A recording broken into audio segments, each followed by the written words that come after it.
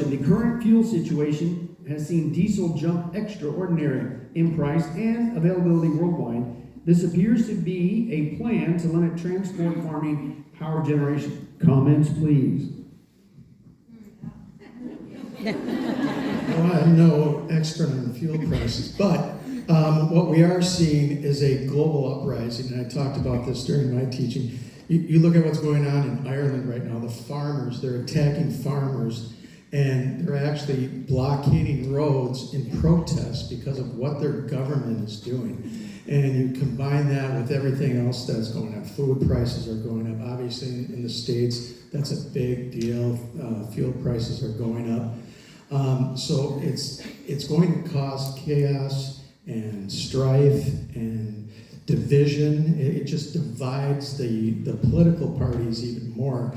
And you see them attacking each other. And now, as I said in my teaching, those on the right are starting to attack each other. So we're starting to eat our own. And we're seeing this global uprising of protest, whether it's over fuel, farming, immigration, the influx of Islamists that Pastor Brandon and I was talking about.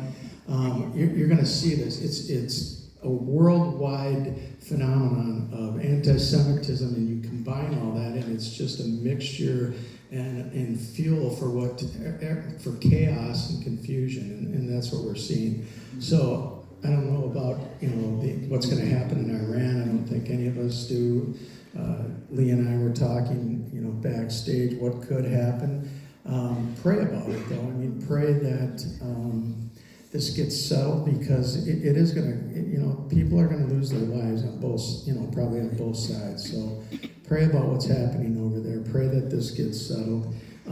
We know that the Iranians that are in charge, they're not going to give in. They're not going to change. They're not going to suddenly say, okay, we're going to do this. They're going to have to be forced into whatever happens, whether it's, the United States going in there and bombing them, taking them out, and then at some point, Lee and I were talking, you're probably going to have troops on the ground to take all that stuff out of there. So everything that's happening, it's not one or two things, it's everything happening at once. All the signs that we talked about are converging.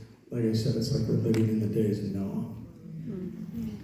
Yeah, one of the things, since you mentioned gasoline, in order to control the world, you have to control three things. You have to control energy, okay? You have to control the economy, and you have to control food. If you can control those three things, you control the world. You can control people. And so what this whole green agenda, I call it the green dragon, really, has been the agenda is to destroy the West by taking away its cheap energy. The cheap energy is what propels nations to be first-rate nations. If you want to keep a nation in third world status, take away their energy.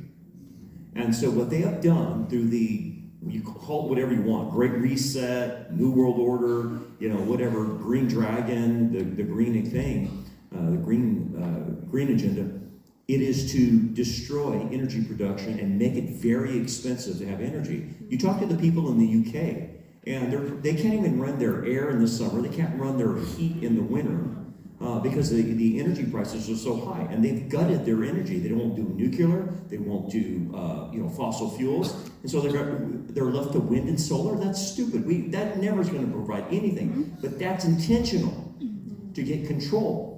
And so what you have to understand is your gasoline is going to go higher and higher, and then if they go digital currency, they will tell you through the digital currency how much gas you will use per month, how much your farm can use, how much your business can use. And if you exceed the allotted allotment for that month, you're done. That's where this is going. It's complete control of energy, food, and economy. And coming at it from a little bit different angle, looking at what we might see in the next few years, the one thing I would point out is that whatever's going on in Iran right now, it has to go in the general direction of Ezekiel 38 and 39, where there's going to be a time of peace for Israel. I call it a faux peace, because it's going to be superficial and they really shouldn't be trusting it.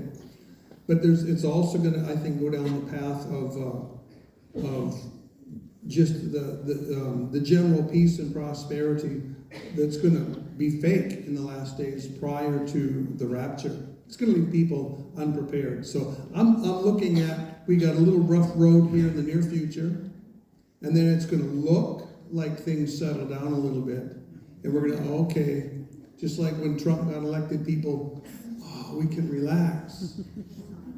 And I think we're going to have a similar thing here. Oh, the Iranian Hezbollah problem is fixed. No, it's not. They're just going to go in a different direction. Will there be a regime change? Oh, probably. Will it be a real regime change? I doubt it. Moderates are going to come into power, and they'll be influenced by Russia and China and North Korea, and they'll say, hey, just accept the terms of the surrender. You know, no ICBMs, no nukes. You don't need them. We got them. Just relax. We'll rebuild. I think that's what I would guess we're going to see in the future. The oil prices will relax a little bit, and Iran is going to get rebuilt by Western money and Russian money and Chinese money. And it's going to set the stage for Ezekiel 38 and 39. But in the meantime, we could feel pain at the pump, especially if you're Australia, New Zealand, Asia, because that's where the oil from the Strait of Hormuz, most of that oil goes that direction. Awesome. What is